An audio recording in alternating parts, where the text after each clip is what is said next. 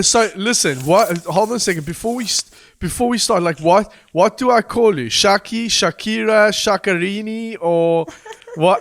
Is I the only reason why I said Shaki is because Julia always says Shaki. It's the same. My name is Shakyra. I never ever had a nickname before, also because I think my name is already a nickname. So as you prefer, if you want to call me Shaki, is how my friends call me, or else Shakyra is totally fine. Okay. Is it like Shakira, like hips don't lie, Shakira? Yeah, I get that all the time, but my name's got a Y instead of a E. And I, Yes. yeah, okay. But this is not a is this a typical Italian name?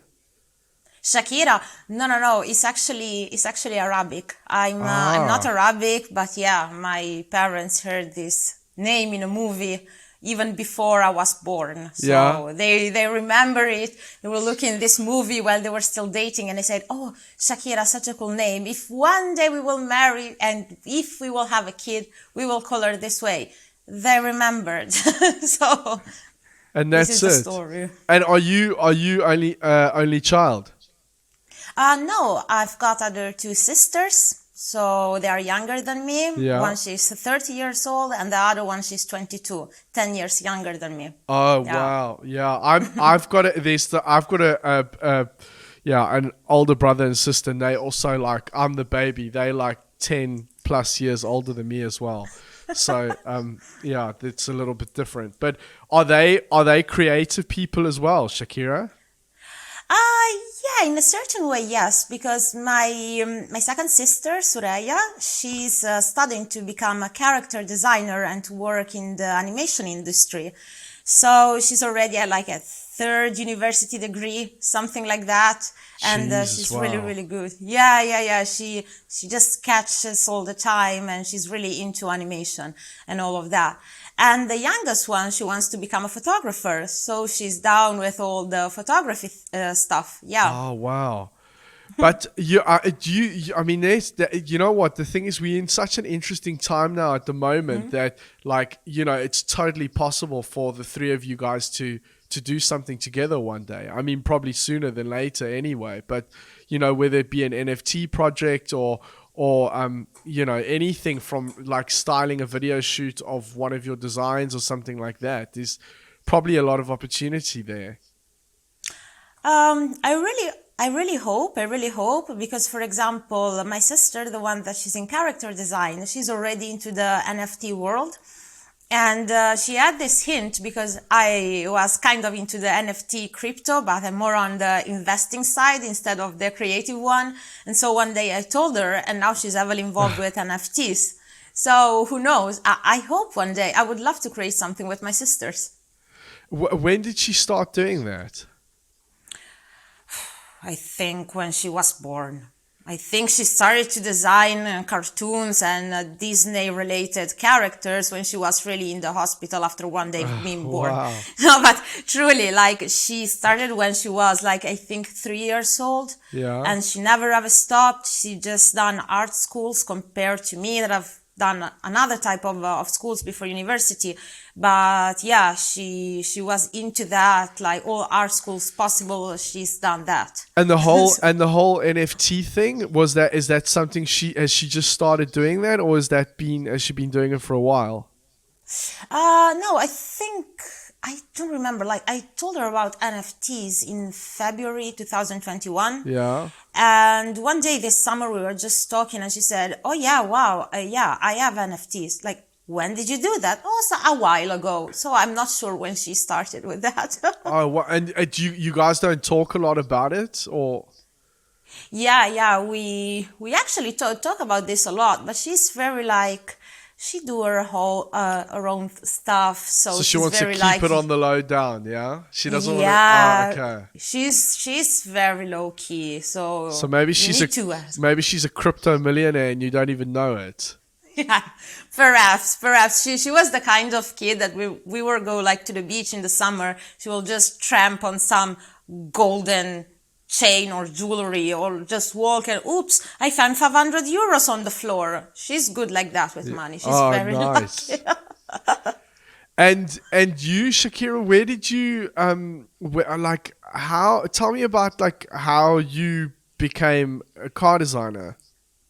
Oh, how it was a very, very kind of particular and rough journey for me, because actually I cannot even remember when I said, when, like the day when I say I want to become a car designer. So I grew up in a family, especially my father, which loved cars. He was a professional racing driver, especially in rallies. And so since I was born, even before I was born and my mom was still pregnant of me, she will follow my dad in all the car races. So I've been born on the racetracks, basically.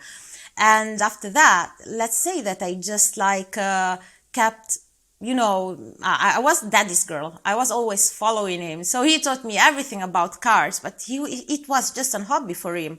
He didn't even, I think, realize that for me it was becoming a growing passion in that sense of a term.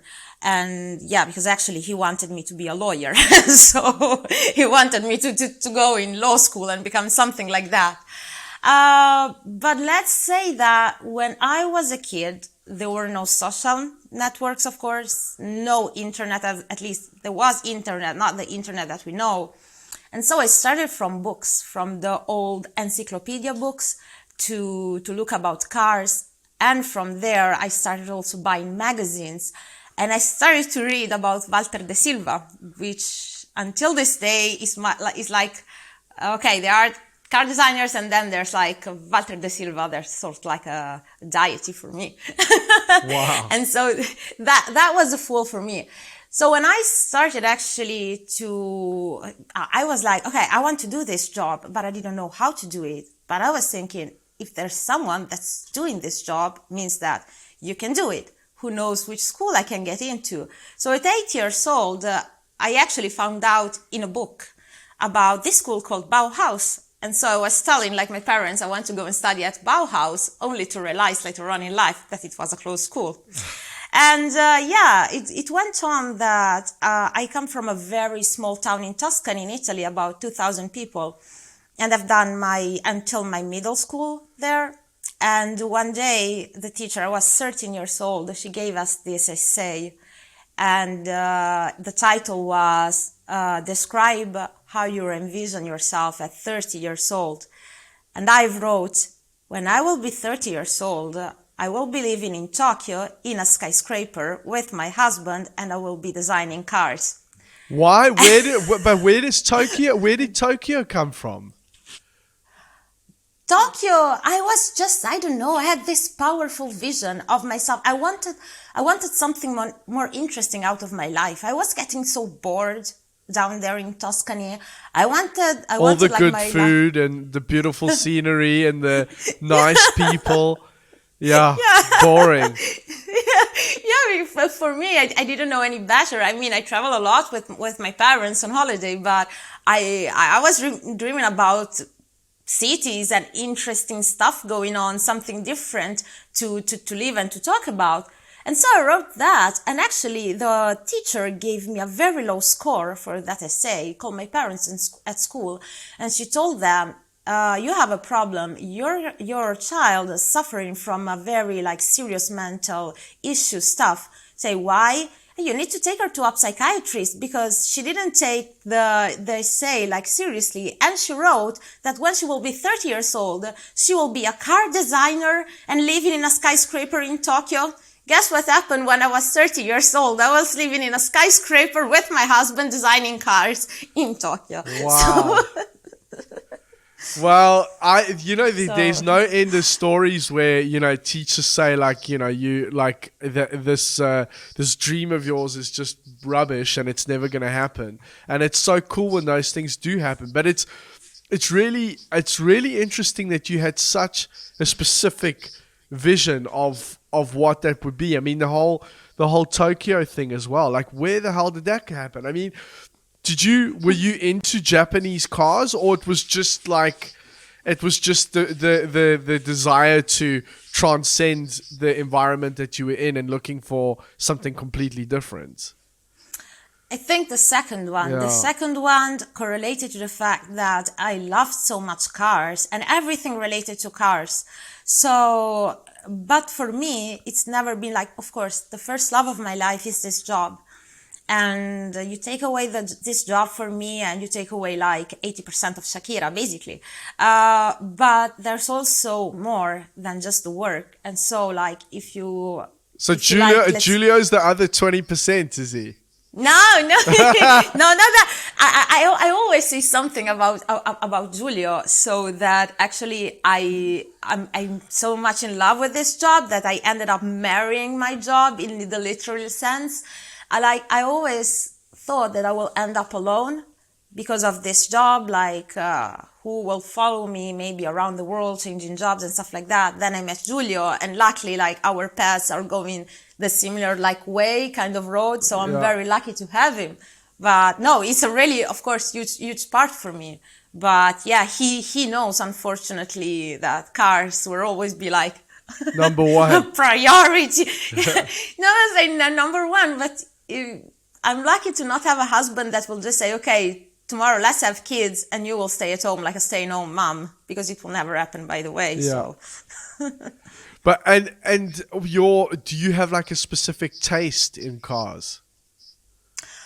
Yeah, let's say that I don't know if because of following Walter de Silva, like the Bible, but I really like into the simplicity of the form and the proportions.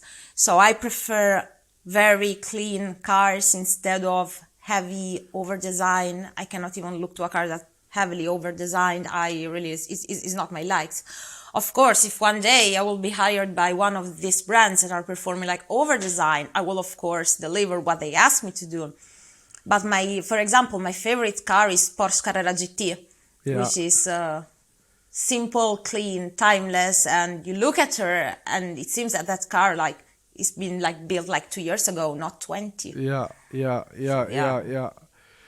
I mean, I've also, I don't know, it's really funny. I also have a thing for really clean, simplistic, unfussy design. I mean, I hate busy design, especially in cars. I like, you know, there's some stuff that Lamborghini, for example, does that I can't look at, and then there's one or two things now that I think are really nice, you know.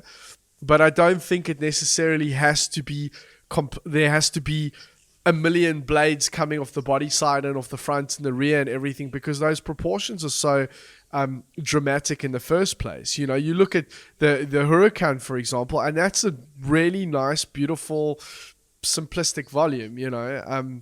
I didn't mean to get into a slating thing on Lamborghini, but just as an example, you know, they do some really nice stuff, and some of the stuff is like, you know, crazy busy, you know, and I just think it's unnecessary, you know, like what can you, I mean, the proportions will do the talking for that sort of thing, you know.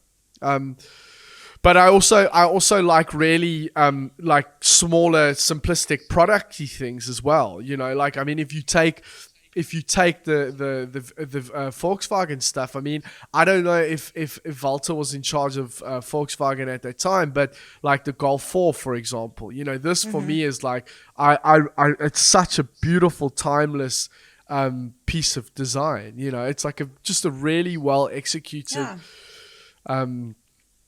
product, and I don't know, for me, the Golf 5 not so much, you know, but that's just it's just my personal opinion. But yeah, I also like really clean, simplistic things, and I think especially now more than ever, you know, we kind of need that in a way, because there's just so much noise around that you almost need this like calming effect from just, I don't know, just not busy rubbish. I don't know. Yeah.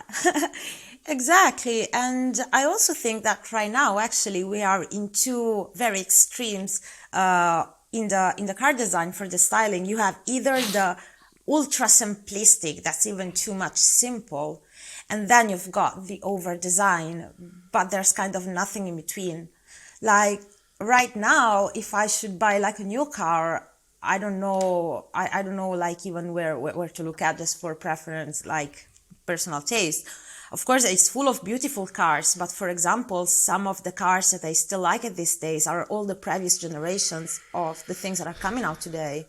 But don't you think that comes? Do you think that comes from being a designer as well, where you just nothing new is satisfying Yeah. anymore? I also find it so difficult now to be excited about new products from any brand. Actually, I don't. It's not always a positive thing, because you should be excited about the future. But I don't know if it's because there are so many new cars by so many new brands coming out all the time that it's just impossible to keep up, and as a result, it's so difficult to do anything, I don't know, new and exciting without it being busy. And I don't know, it's a very it's you feel sometimes like you've seen everything, and so it's difficult to really get excited about new things coming out of companies nowadays. I don't know. I don't know. I'm going on now. It's sorry. I'll stop.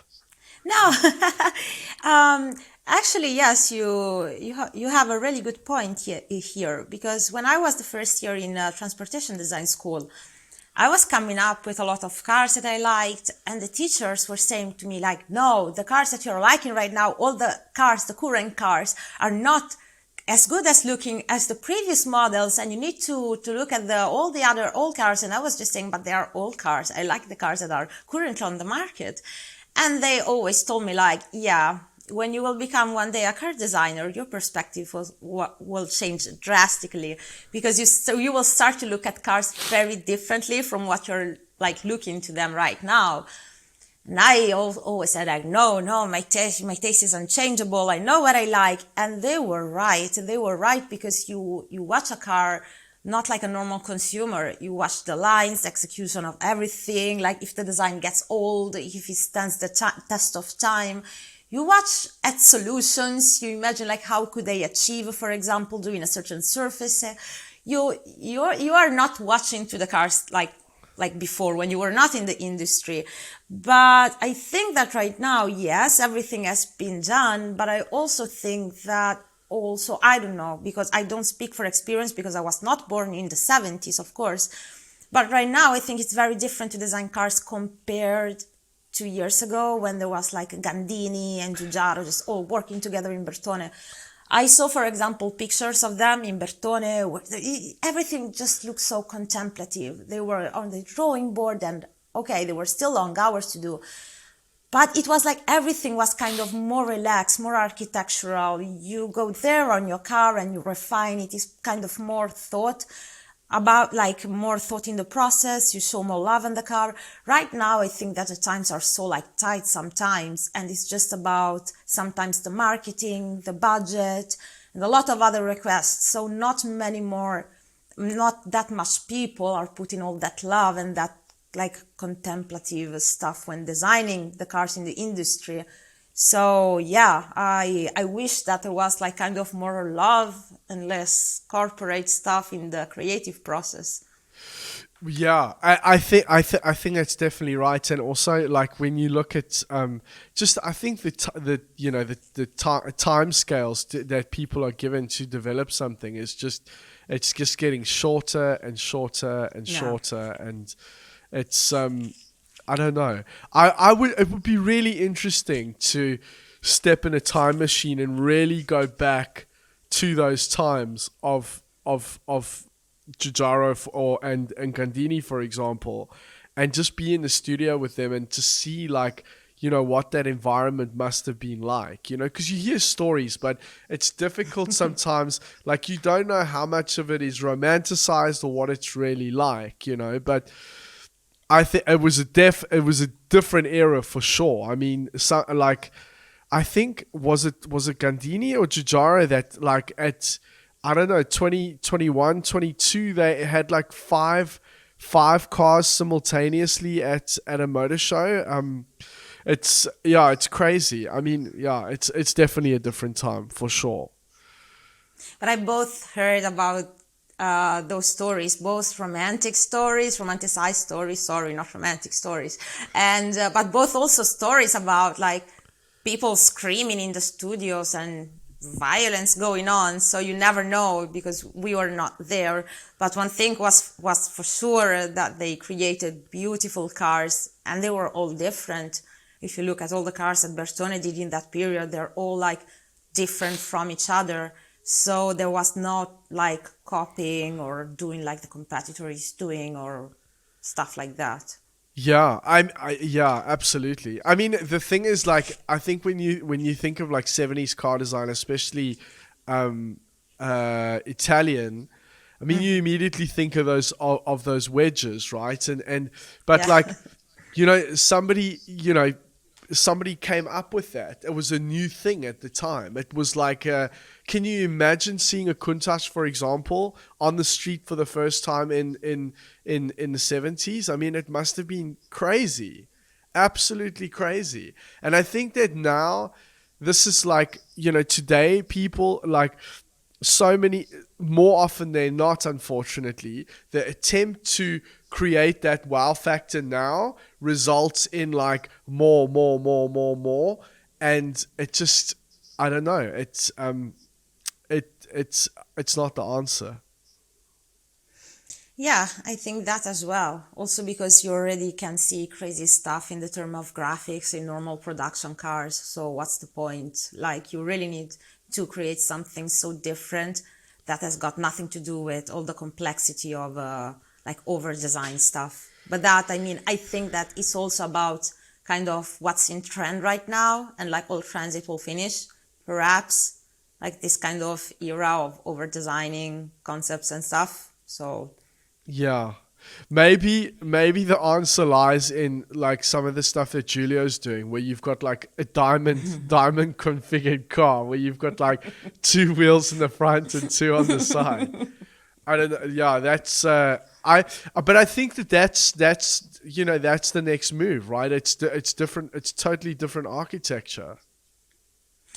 yeah, and but again, I think that the thing about different architecture is just again that is corporate and budgeting like a new platform and putting new resources with the engineers and all the stuff and all that stuff that's preventing like the industry to get on with different stuff, because everyone is also looking like at how much they will sell a particular car and all of that. So it will be really good to start and see, like, for example, the triangular cars of Giulio with 3 wheels and all of that. But yeah, it's, let's say that I'm not seeing that happening like in 5 years, but it will be, of course, interesting. I hope at least that it will become a kind of a prototype, of course, that yes. But also, okay, so I mean that's obviously pretty mental to look at. But I mean, also things like I've mentioned before, that the Twizy, for example, like where is, like, if somebody, like, imagine how cool you could make something like that today, like with Yeah. all the technology that we've got. I think like and that's kind of, at least for like urban areas, that's kind of the route that we need to go. And we don't need 2-meter wide vehicles, that take up like such a big, massive footprint, that are impossible to maneuver. And yeah, I think I want to see more stuff like that. Yeah, definitely. So currently I'm quite traveling for work a lot to Stockholm. And my favorite thing to do when I arrive in the city, I will just leave my car in the garage and take the little scooters and go around the city with that. They're actually fun. They're not polluting. And it's a really great way to get fast where you need to go, but also like not that fast like a car, and just not think about where you park your car or stuff like that. Yeah. So Yeah, I mean, there's still, I guess, in some places that sort of system works pretty well. I mean, it works pretty good here in Germany as well, but there is a tendency for like people just to throw them around into the streets and into the rivers and stuff like that. And in then Italy as well. yeah, no, I think Italy, but also apparently in Paris it's quite a bad, like it's pretty bad as well. Like they just throw them into the sign all the time. It's yeah, it's pretty hectic. But also, you know, I really like that idea of just being able to like literally drive like to the door wherever you need to go to, like, you know, from your car to your destination. At the same time, it's you know, I was stepping out of a restaurant the other day with my son, and literally some kid came whizzing past, like as I stepped out of the restaurant, and we were like millimeters away from connecting each other, you know. And I don't know, I'm starting to get old and miserable with people having fun, I guess. But no, it just I don't know, it's some sort of regulation is probably needed. I mean, it will be interesting to see how that evolves, you know. But I think they're great. I think they're really cool. I don't know, maybe so I just use them and saw them in Stockholm for the moment, and there you can only drive them where the bicycles go. Yeah. So on the route for the bicycles, you cannot just drive them in between people. For example, if you enter Old Stockholm town, where the historical center is, you will have like a speed limitation of 6 kilometers per hour, even less, 4 kilometers per hour. So the scooter will not go max like a normal person walking. Yeah. And so, yeah, I think maybe it's because I saw like a different kind of situation. I've heard stories like this, but I think that in Stockholm is working pretty well because everyone is very respectful. You need to follow the rules like the cars are doing.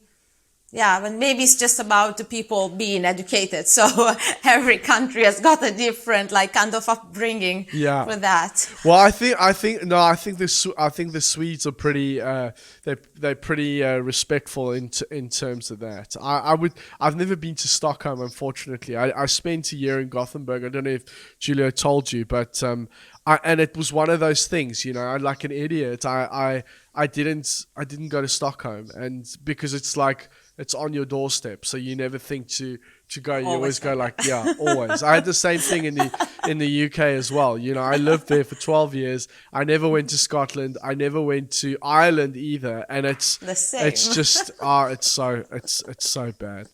Listen, what sort of cars do you like? I know. Generally, so you older cars, but can you elaborate on that a little bit? Okay, so I will give you like my top 3, 4. So Porsche Carrera GT, the first Lamborghini Aventador, because I think that all the other Aventadors, the more they are going on, the more they are kind of adding design, which I don't like.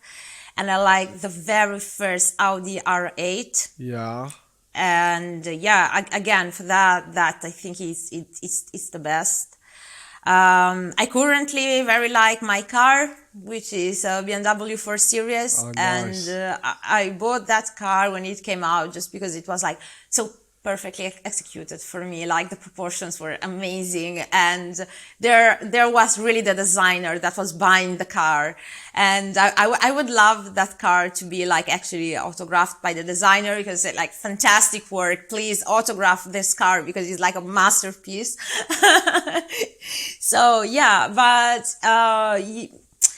for the cars that I like, I think that is always like goes again to not being over designed. I tend to go more on sports cars, more than normal cars. I'm not that much fond of out city cars as small cars or SUVs, unless it's the Audi Q8, which I love that car again. But yeah, so basically I'm into sports cars, and that's also a process when I design. So I don't have a particular style when I design. I usually kind of blend into the company where I work. I usually absorb like what's the trend in the studio.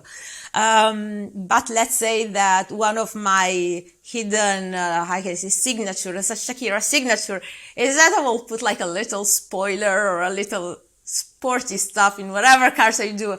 I also got in trouble for that because they told me, like, in every place I worked, stop making sports stuff. It's not that everything needs to go like 200 kilometers per hour. Okay. So and you don't have a preference with regards to like Italian or German or anything like that. It's not like you, because you mentioned a bunch of different cars, so it's not one particular thing. Oh no. So currently, I must say, so old cars, I prefer the Italian ones, of course. Like what? I love What? 275 GTB. Oh wow! Ferrari. Nice. Lamborghini Miura is like the love of my life. Lamborghini Miura. That is beautiful. It's amazing. Yeah. Yeah, that is a car that really, like, it's. We had one in Bertone. It was not yellow. My favorite will be in yellow. That one there was the personal car of Nuzzo Bertone. It was kind of brown color, but still every day I need to go and look that car because it's like give me so much emotions. Like there's so much poetry in that car. But let's say that right now, currently, actually it's always been like that. New cars, German cars. I'm in love with German cars. So Porsche, Audi, Mercedes, BMW, like I'm totally in love.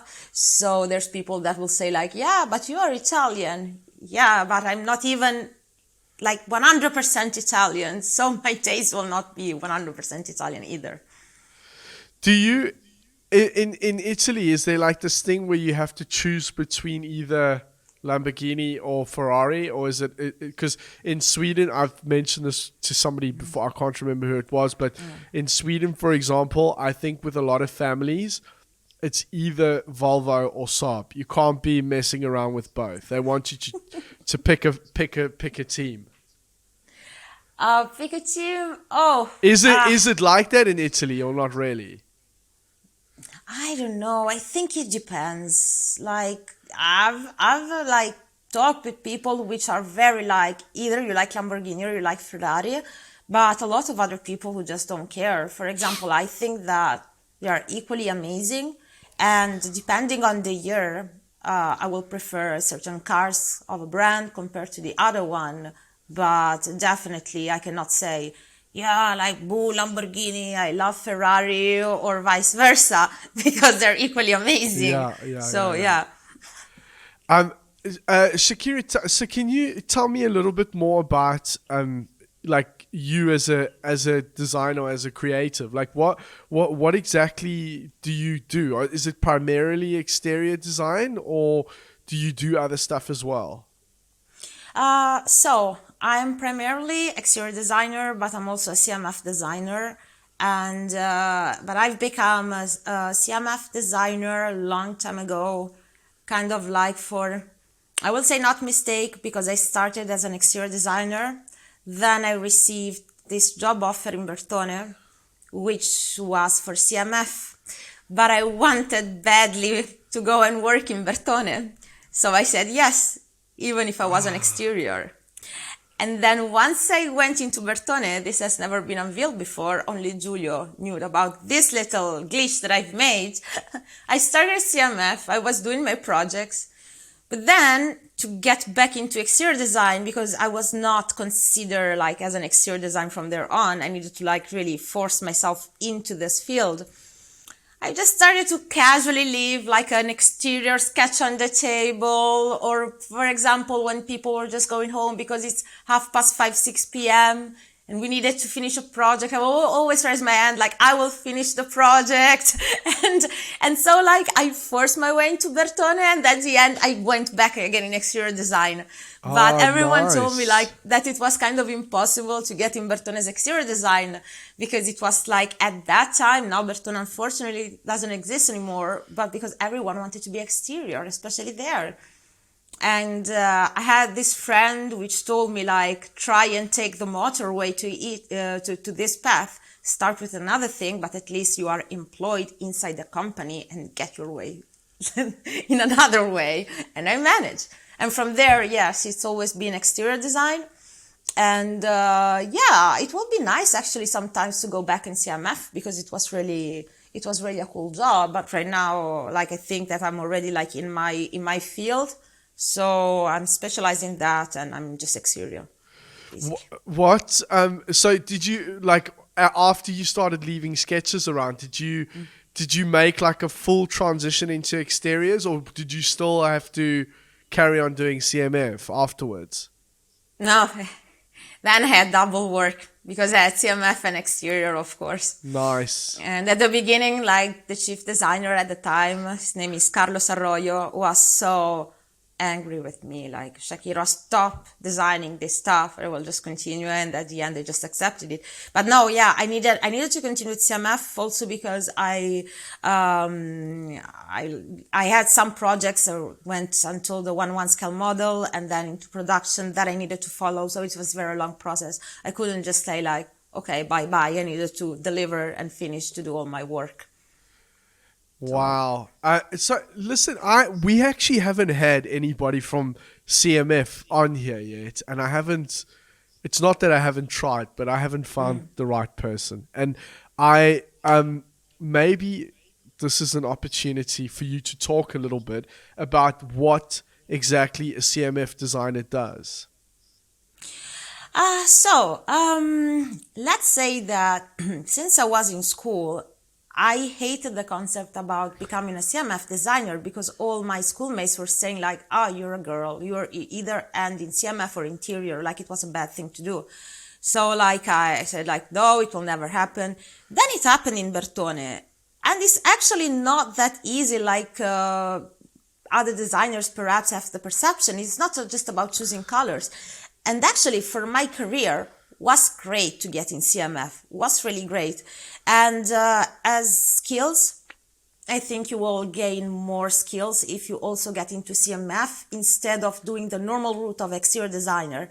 For example, with CMF designer, you are a lot in the workshop, you are a lot with engineers, with modelers, you are a lot in this kind of situations. While exterior design, and unless you don't win a project, you will not go down in the workshop, for example, or talk with engineers. You will just like be a proposal factory, let's put it that way. Right. So as skills, it's really much needed.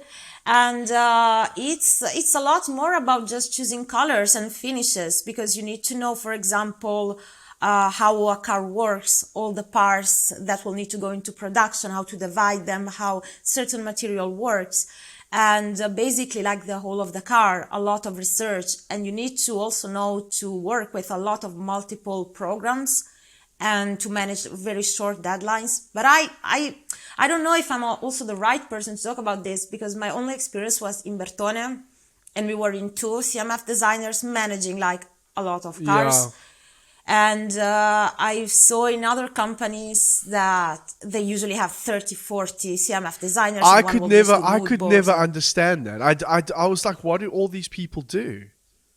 That I really personally, sorry to all the CMF design world, but I don't know, because we were in two again, and like we were taking care about everything in Bertone. So I don't know, because like just one person put on the mood boards, one person choosing the colors. Okay, that becomes really an easy job to do. But what I was doing was from the first research till delivering the car at the end, until either Geneva Motor Show or into production. So was every time, every project was full design process. I guess I probably never considered either before that, like, especially in a bigger company, you've got like all these different versions of a particular car that comes with different skid plates, with different interior trims and different paint work and different spoilers and all that sort of stuff, and there it quickly becomes a lot of things to manage. So I guess that's a really big thing, but I'm probably also oversimplifying it as well. I think it's I mean, I guess you get like CMF designers, and then you get CMF designers, meaning that there are those people that are just kind of go through the motions and going like, I'm in this big corporation, I'm just gonna do what is kind of required of me and do the bare minimum. And then I've seen some like really great examples of innovation, where you've got some person, for example, that went to the Royal College of Art, that studied textile design, for example, and was really interested in developing like 3D printed structures, in and that sort of thing, and that's when I started to go, oh well, actually, yeah, I mean, it's I've totally oversimplified my perception of it, No, it's very, I think it's a great job. I think it's a very creative and interesting job full of innovation. But you are right. It's like, I still don't get, for example, you cannot even understand like which level, if there's like a standard level for CMF, because there are people that are innovating, that are truly doing research and like such like amazing stuff. Like there are more little like scientists for us, like in a spectrum. And then you have stories about people in CMF, which at least I've been told they cannot even turn on the computer, or they don't even know how to use Photoshop. And I mean, like, how can you like work in a car company and be a CMF designer if you don't use Photoshop? I've literally heard stories like that. I mean, okay, what are these people doing? So, but I really don't know because I was not in those offices there. But I know about either great people or people that are there because like, why? Yeah, but I think to be fair, I mean that's certainly true, but I don't think that that's necessarily tied just to CMF, right? There's also, I mean, you get exterior designers, for example, that like in a bigger OEM that have kind of like, there's this big massive team, and maybe they're not winning themes or whatever the case is, and they just kind of fall into the background and kind of do the things that nobody else really wants to do, and get away with doing, the bare minimum. But I mean, it's not, I get, the point is that it's not just linked to CMF, that you could say that about any department, that you get those people, which I still can't understand, that anybody that gets to work in a design studio, I just think it's got to be one of the fucking greatest jobs in the world. And I just think that so many people would kill to be in that position, and here you are, like, just taking the whole thing for granted. I don't get it, but I don't know. It's just my opinion or my perception. So can you talk a little bit about your process in terms of like how you like to work normally with regard to designing exteriors? Okay. So I will usually, first of all, I try to not go out there and look for inspirations on other cars. First of all, I will try and understand for who is this car, when this car is going out, for what purpose, and I will start from there. I've got this, I think at the beginning, kind of less artistic process and more about why this car needs to exist, why it needs to have certain lines, and from there I will start. But it will always be, I will try and put some boundaries around my way of thinking and my creative process, because like if I go like on a like blank sheet, I will perhaps get out of a topic. So I usually start on paper, like I don't know, the majority of people on paper, and then I will directly go on Photoshop, and then I will just use Alias basically and Keyshot for the final look. But basically the tool that I use the most is still good old Photoshop. Is the the thing that the tool that permits me to get faster to the feeling that I want to give at the car, and after that I will jump in Alias. And usually you will see the same car that I start to design on paper and on Photoshop and on alias change completely. Because when I start on paper, it will have a certain treatment of the surfaces and shape.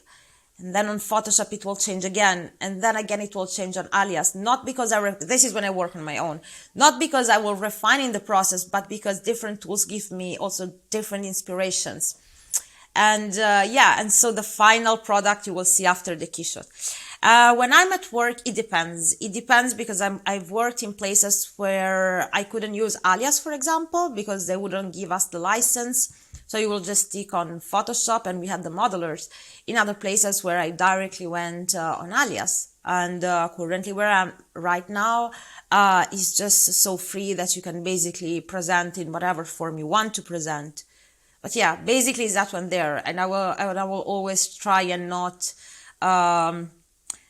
intoxicate me with other stuff because I don't want to create something that's already existing. If it's not within the company, if it's within the company, I will study the whole story of the company, but not go and look other cars or other sketches.